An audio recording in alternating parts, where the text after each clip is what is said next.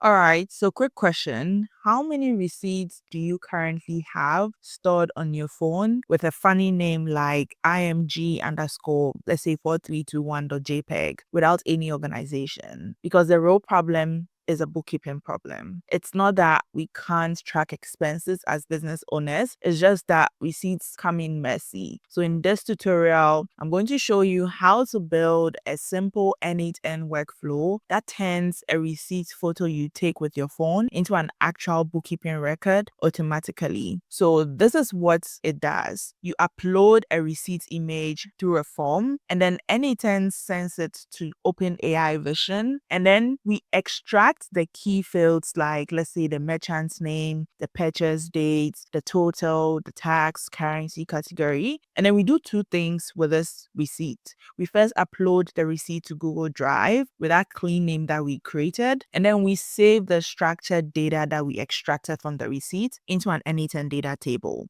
And the best part of all of it is that it won't spam your table with duplicates, because at the end of the day, we are using a dedupe key and an Upsert logic in the n8n data table. So by the end of this video, you'd have a receipt inbox you can actually use where every receipt is searchable, is categorized, and ready for bookkeeping. Let's start building this step by step. And as usual, I'm going to drop the link for you to join my school community where you can have access to the templates for this n8n workflow and other tutorials I've done as well. So let's go straight into n8n. So as described in the demo, this is really like going to be like a receipt inbox where the user uploads a receipt image through an n8n form, and then we sort of like do a few extractions and upload into Google Drive. So let's start first with the first node we have in here. So the first node in here is an n8n form trigger, and I just used an n8n form trigger to sort of like make this demo easy. Let's say you have a separate website or you're storing your images somewhere else, that could be the trigger as well. So I'm using an n8n form trigger, and this is very beginner friendly, demo friendly. You don't need any like Postman experience or no front end experience. You don't need any URL payload, anything of that sort. So that's why I decided to use that n8n form trigger in this tutorial. Now, in terms of what the output of this trigger is, the output is the binary file we upload, and then in terms of the schema, we have some items in here. Let me explain. So inside my n8n form, I have a number of fields. I have like 3 fields actually. So I have the category hints field, which is really a drop down. And in the drop down, I just gave like some values or options of what this should be. So I have like supplies, meals, travel, software, other as my drop downs. And then I have another field to sort of like upload the file. And this is supposed to take file, and you have to usually define the file types. In this tutorial, I'm just limiting it to image files. I'm not adding PDFs or any of that sort. So that's why I just have JPEG and PNG in here. And then I just have like a notes field. If you want to add additional information, then you can put it in the notes field. That is really all I have. Everything here, like the form title, form description, really depends on you and what description you want to give the form. So in terms of the output, once you upload the file, this is what the output will look like. You'd have the file uploaded, which you'd have like the name of the file, the meme type, the size of the file, and then the time it was submitted at. Now, what's important is that like the n8n form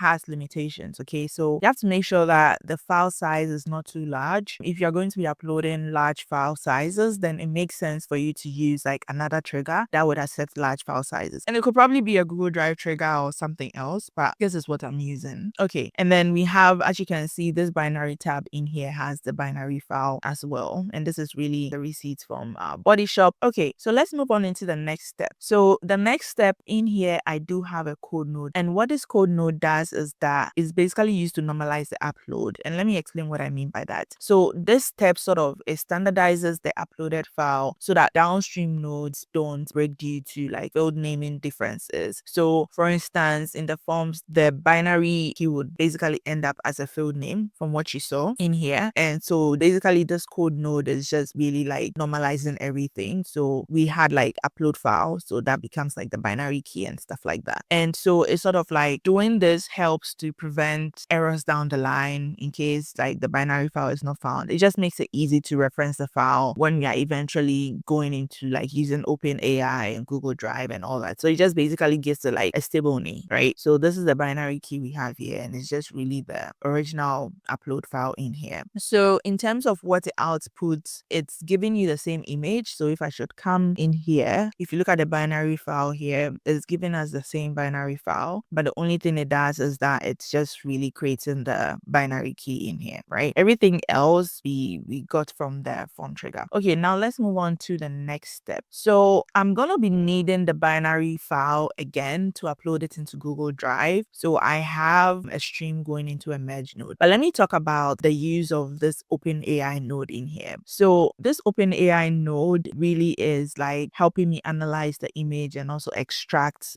key information. So from what I mentioned earlier on, we want to extract key information like the purchase dates, the merchant's name, total, taxes, currency, and stuff like that. So this is really like the vision step, and it reads the receipt image and produces like a human readable extraction. So in here, as you can see, I have like a prompt, and the prompt is basically saying read this receipt and tell me the merchant's name, the date, the total, the tax, currency, and hints for category. And I use this because it was the cleanest and easiest way to do this. It was just the most easiest way to do this. Like, I mean, there are third-party softwares that can help you do this as well, but I just found that this was the easiest way to do this. It means fewer moving parts than sending like base 64 manually to like, let's say, an HTTP request for, let's say, a third-party tool. It's just really easier to do, especially if you're a beginner. In terms of like the input type, I specify that like it's a binary file, and in here I have like the file name, which is this one, and then I'm like simplify the output. If you don't simplify the output, you're going to have like a long list of things you really don't need, which is why I decided to simplify the output. Now, this is how the output looks like. So I get an ID, which is good because then it can become a key. Then I have like the status, I have the type, it's telling me that it's outputting everything as text, and then I have the information extracted. Now, the information has been extracted in a format in which I don't like. I want it to come out as a JSON. So that brings me into this AI agent node in here, right? So what this AI agent node is doing is basically taking the analyzed image, is taking the output here, and then it's converting it into a clean structured JSON file. And I have specifically said I want a specific output because it's important for me to have it in a specific format so that the downstream nodes can actually use it. So in here, I have an OpenAI node. This can be Gemini or anything, but then I have a structured output parser. And in here, I've passed in the JSON structure I'm expecting. So I'm expecting it to like extract the text into a JSON form, and I need these fields like merchant, purchase date, total, tax, currency, category, and niche review to be false. So that is really the use of this AI agent node in here. Now, in here, I do have another code node in here. And really what this code node is doing is that it's sort of creating two key values that would be needed downstream. So the key value it's creating is like the duplicate key. And the duplicate key is really going to be like a stable receipt footprint. So meaning that if you re-upload this file with the same name twice, it's going to help identify that this is a duplicate. And in order to build this duplicate key, as you can see from here, I'm sort of like combining the date, the merchant's name, and then the currency as well as the total. Okay, so this is so unique. Like if you upload the same receipts, then it's always going to do the same thing. So you're able to know that, okay, this is a duplicate. And I'm also creating the file name. So for the file name, I'm really combining the dates, the merchant's name, the currency, total, and category. And this is really what I'm returning. Some of these things are already from the previous step. So I'm returning everything. So this is an example output of how the duplicate key looks like and how the file name would look like. Now let's come down to the merge node. So because I'm getting data from multiple streams, I'm using a merge node. And one of the advantage of the merge node is basically fixing a common n8n issue. Like it's basically going to wait for every stream to become available before moving on to the next step, right? Because you're expecting data from multiple sources. Another issue is the fact that this is also fixing another plumbing issue in n8n. The fact that once we go through all these other steps, right? After we sort of generated the binary key here,